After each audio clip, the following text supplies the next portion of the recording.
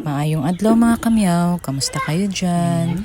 Ito nga pala yung video na pinaliguan ko for the first time si Simba.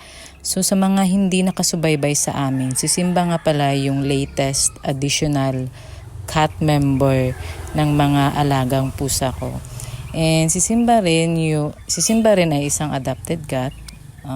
Binigay siya sa akin ng isang kaibigan. So dahil first time niyang maligo, sobrang likot talaga ni Simba, which is understandable naman. Talagang pinatunayan niya yung pagiging ginger niya dito. Sa lahat-lahat talaga, siya lang yung tumago sa kaldero. Ay naku talaga Simba, mahusay ka talaga dong, oy. So anyway, pinaliguan ko si Simba dahil nga walang gustong lumapit sa kanya dahil mabaho siya. So by the way, 2 weeks ago na po itong nangyari, itong paligo na ito. And nung first week kasi ni Simba dito, talagang nagtatai-tai siya. So I think kasi dahil sa diet na nagbago lang. So si Simba pala ay minintain ko ng goat milk at saka wet food. And for some reason, medyo nagtatai siya. So dito ko lang nalaman na may sekreto pala itong si Simba.